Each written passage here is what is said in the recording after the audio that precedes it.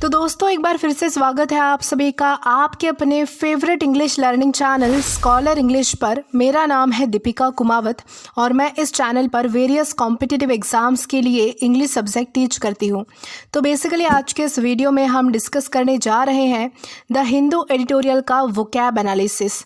आशा करती हूँ कि आप इन सेशंस के साथ रेगुलरली जुड़ रहे हैं और इनका बेनिफिट भी उठा रहे हैं, क्योंकि इन सेशंस का मकसद है आपकी वोकैब पावर को और ज़्यादा इन्हांस करना।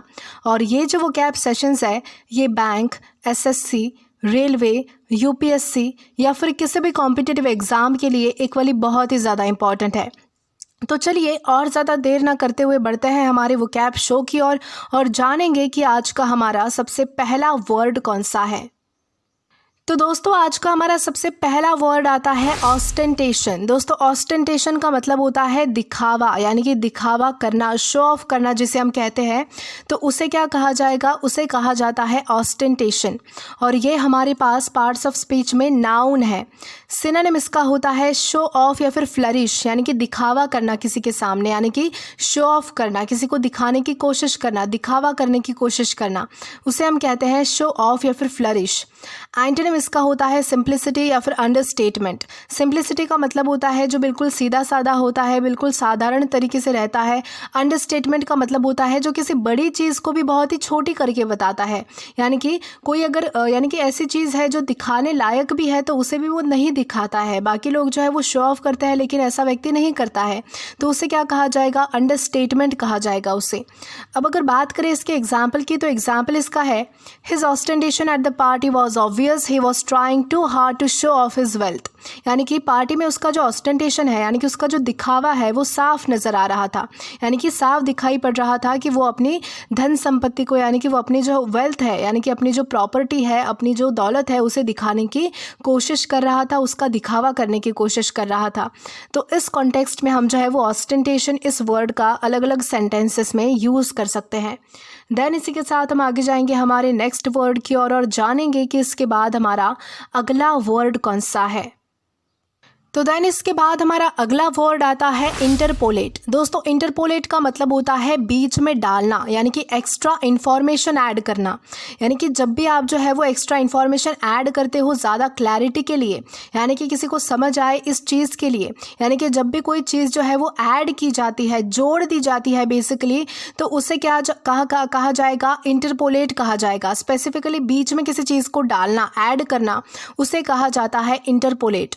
और ये हमारे पास पार्ट्स ऑफ स्पीच में वर्ब है, यानी कि क्रिया है। सिनोनिम इसका होता है इंसर्ट या फिर ऐड, यानी कि किसी चीज़ को जोड़ना, किसी चीज़ को बीच में डालना। एंटोनिम इसका होता है रिमूव या फिर डिलीट, यानी कि किसी चीज़ को हटाना, किसी चीज़ को जो है वो डिलीट कर देना, मिटा देना, उसे हम कहते हैं रिमूव या फिर डिलीट। अब अगर बात करी जाए इसके एग्जाम्पल की, तो एग्जाम्पल इसका है the editor interpolated some words to clarify the sentence. यानी कि एडिटर ने क्या किया कि सेंटेंस को क्लैरिफाई करने के लिए, यानी कि उसके और भी ज़्यादा अच्छे से अंडरस्टैंडिंग के लिए उसने जो है वो कुछ वर्ड जो है वो बीच में डाल दिए। तो इस कॉन्टेक्स्ट में हम जो है वो इंटरपोलेट इस वर्ड का अलग अलग सेंटेंसेस में यूज़ कर सकते हैं। देन इसी के साथ हम आगे जाएंगे हमारे नेक्स्ट वर्ड की ओर और जानेंगे कि इसके बाद हमारा अगला वर्ड कौन सा है। तो दोस्तों इसके बाद हमारा अगला वर्ड आता है ऑफिशियस। दोस्तों ऑफिशियस का मतलब होता है दखल देने वाला, बिना मांगे सलाह देने वाला। यानी कि कुछ लोग ऐसे होते हैं जो यानी कि बिना वजह इंटरफेयर करने की कोशिश करते हैं, जो दखल देने की कोशिश करते हैं, जो आपको बिना मांगे सलाह देते हैं, आपको समझाते हैं जबकि आपको कोई ज़रूरत नहीं होती, आपको पसंद नहीं होता।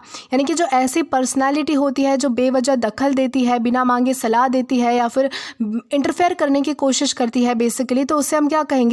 ऑफिशियस कहेंगे। और ये हमारे पास पार्ट्स ऑफ स्पीच में एग्जेक्टिव है, यानी कि विशेषण है। सिनोनिम इसका होता है मिडिलसम या फिर इंटरफेयरिंग। मिडिलसम का मतलब होता है बीच में आना, दखल देना। इंटरफेयरिंग का मतलब होता है कि दखल देने की कोशिश करना किसी के बीच में। ओके। एंटोनिम इसका होता है क्वाइट या फिर पैसिव। क्वाइट या फिर पैसिव का मतलब होता है जो यानी कि इन सब चीज़ों से दूर रहता है, किसी के मामले में नहीं पड़ना चाहता या फिर किसी के लाइफ में इंटरफेयर नहीं करना चाहता, या फिर जो क्वाइट या फिर काम रहता है, बिल्कुल शांत रहता है। पैसिव यानी कि पैसिव का मतलब होता है बिल्कुल शांति से रहना, तो उसे कहा जाता है क्वाइट या फिर पैसिव। अब अगर बात करें इसके एग्जाम्पल की, तो एग्जाम्पल इसका है she dislike officious people who always try to organise her life, यानी कि वो जो है वो उसे ऑफिशियस पीपल यानी कि दखल देने वाले लोग बिल्कुल भी नहीं पसंद जो उसकी लाइफ को ऑर्गेनाइज करने की कोशिश करते हैं, यानी कि जो उसे हर बात बात पर सिखाते रहते हैं कि तुम ऐसा करो वैसा करो एंड सो मेनी थिंग्स। तो उसे ऐसे लोग जो है वो बिल्कुल भी नहीं पसंद है जो उसे जो है वो उसकी लाइफ जीने का तरीका सिखाते हैं, उसकी लाइफ को ऑर्गेनाइज करने की कोशिश करते हैं या फिर उसकी लाइफ में इंटरफेयर करने की कोशिश करते हैं, उसको सलाह देने की कोशिश करते हैं बेवजह। तो उसे ऐसे ऑफिशियस लोग बिल्कुल भी नहीं पसंद है। तो इस तरीके से हम जो है वो ऑफिशियस इस वर्ड का अलग अलग सेंटेंसेस में यूज़ कर सकते हैं। देन इसी के साथ हम आगे जाएंगे हमारे नेक्स्ट वर्ड की और जानेंगे कि इसके बाद हमारा अगला वर्ड कौन सा है। तो दोस्तों इसके बाद हमारा अगला वर्ड आता है वेरासिटी। दोस्तों वेरासिटी का मतलब होता है सच्चाई या फिर ईमानदारी, यानी कि जो व्यक्ति बहुत ही ज़्यादा ऑनेस्ट होता है, बहुत ज़्यादा सच्चा होता है, उसकी सच्चाई को या फिर ईमानदारी को, इन क्वालिटीज़ को हम कहेंगे वेरासिटी। और ये हमारे पास पार्ट्स ऑफ स्पीच में नाउन है। सिनोनिम इसका होता है ऑनेस्टी या फिर ट्रुथ, यानी कि सच्चाई या फिर ईमानदारी। एंटोनिम इसका होता है डिसऑनेस्टी या फिर फॉल्सहुड। डिसऑनेस्टी का मतलब होता है जो व्यक्ति ईमानदार नहीं होता, छल कपट करता है। फॉल्सहुड का मतलब होता है कि झूठ बोलने वाला व्यक्ति, कपटी व्यक्ति जिसे हम कह सकते हैं, चालाकी करने वाला व्यक्ति या फिर और कुछ भी, तो उसे हम कहेंगे डिसऑनेस्टी या फिर फॉल्सहुड। अब अगर बात करें इसके एग्जाम्पल की, तो एग्जाम्पल इसका है I trust her because of her veracity, यानी कि मैं उसे जो है वो उसकी सच्चाई के भरोसे पर, यानी कि उसकी ईमानदारी की वजह से जो है वो उस पर मैं भरोसा करता हूँ, उसकी सच्चाई की वजह से मैं उस पर भरोसा करता हूँ। तो इस कॉन्टेक्स्ट में हम जो है वो वेरासिटी इस वर्ड का अलग अलग सेंटेंसेस में यूज़ कर पाएंगे। देन इसी के साथ हम आगे जाएंगे हमारे नेक्स्ट वर्ड की और जानेंगे कि इसके बाद हमारा अगला वर्ड कौन सा है।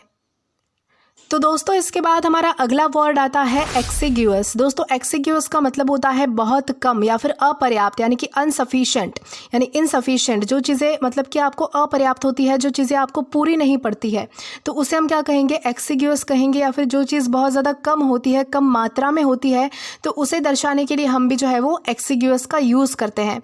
और ये हमारे पास पार्ट्स ऑफ स्पीच में एग्जेक्टिव है, यानी कि विशेषण है। सिनोनिम इसका होता है इनसफिशिएंट या फिर मेगर। मेगर या फिर इनसफिशिएंट का मतलब होता है अपर्याप्त मात्रा या फिर बहुत कम मात्रा। एंटोनिम इसका होता है एम्पल या फिर सफिशिएंट। एम्पल का मतलब होता है बहुत ज़्यादा पैमाने में मौजूद होना, कोई चीज़ भरपूर मात्रा में होना। सफिशिएंट का मतलब होता है पर्याप्त मात्रा में होना, यानी कि होनी चाहिए उससे ज़्यादा ही होना।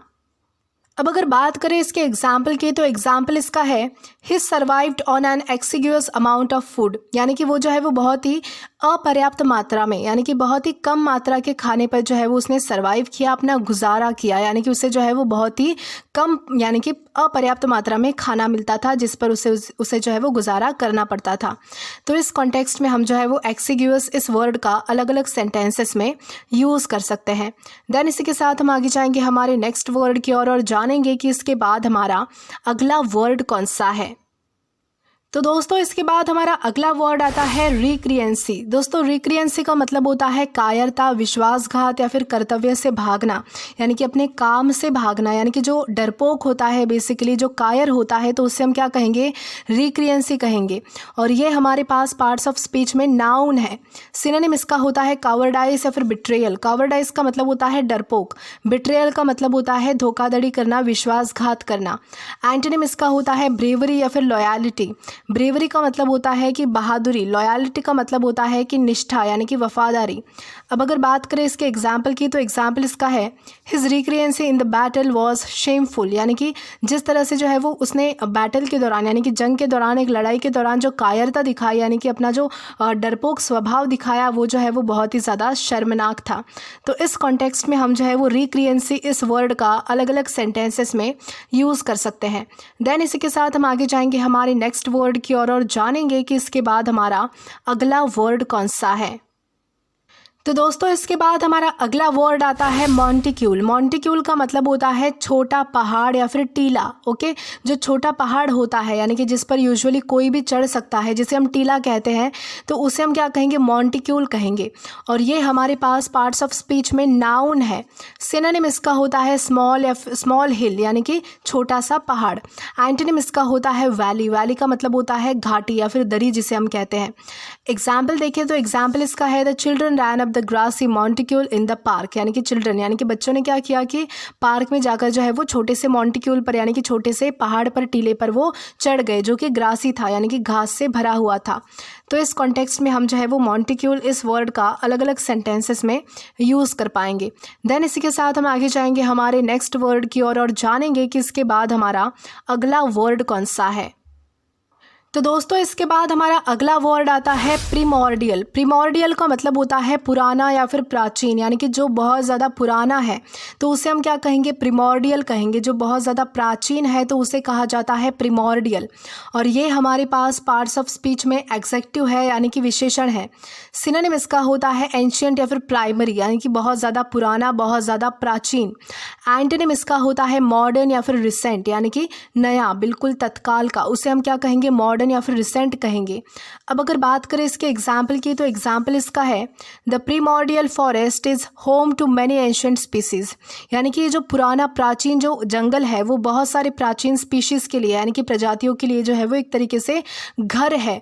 यानी कि एक पुराना जंगल जो है वो बहुत सारी प्राचीन प्रजातियों का घर है। इस तरीके से हम जो है वो इसे समझ सकते हैं और इस तरीके से हम जो है वो प्रीमॉर्डियल इस वर्ड का अलग अलग सेंटेंसेस में यूज़ कर सकते हैं।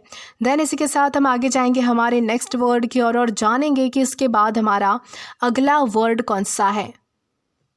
तो दोस्तों इसके बाद हमारा अगला वर्ड आता है रेक्यूपरेशन। दोस्तों रेक्यूपरेशन का मतलब होता है स्वस्थ होना या फिर सुधार, जिसे हम कह सकते हैं। बेसिकली सुधार के लिए ये वर्ड यूज़ होता है, यानी कि जब कोई व्यक्ति जब बीमार होता है स्पेसिफिकली उसके लिए यूज़ होता है कि कोई व्यक्ति अगर हेल्दी है, फिट है या फिर उसकी जो है वो धीरे धीरे सही होने की प्रक्रिया जो होती है, सुधार होने की जो प्रक्रिया होती है उसकी सेहत में, तो उसे कहा जाएगा रेक्यूपरेशन, यानी कि बीमारी से उभरना, उसे कहा जाता है रेक्यूपरेशन।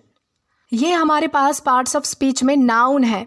सिनोनिम इसका होता है रिकवरी या फिर रेस्टोरेशन। रिकवरी या फिर रेस्टोरेशन का मतलब होता है पहले वाली अवस्था में वापस आना, यानी कि सुधार होना किसी चीज़ में, यानी कि धीरे धीरे सुधरना, उसे हम क्या कहेंगे, रिकवरी या फिर रेस्टोरेशन हम उसे कहेंगे। एंटोनिम इसका होता है सिकनेस या फिर वीकनिंग, यानी कि बीमार होना, बहुत ज़्यादा कमज़ोर होना।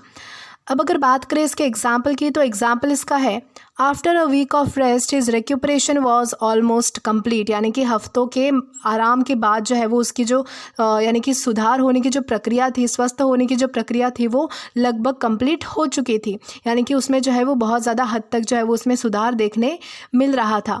तो इस कॉन्टेक्स्ट में हम जो है वो रिक्यूपरेशन इस वर्ड का अलग अलग सेंटेंसेस में यूज़ कर सकते हैं। देन इसी के साथ हम आगे जाएंगे आज के हमारे लास्ट वर्ड की ओर और जानेंगे कि हमारा वो वर्ड कौन सा है।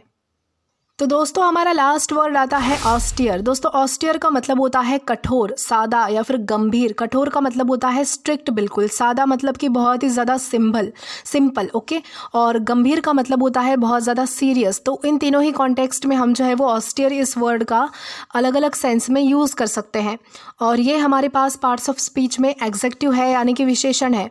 सिनोनिम इसका होता है स्टर्न या फिर सिंपल, यानी कि बहुत ज़्यादा कठोर, कठिन, स्ट्रिक्ट या फिर बहुत ज़्यादा सादा, यानी कि बहुत सिंपल, साधारण।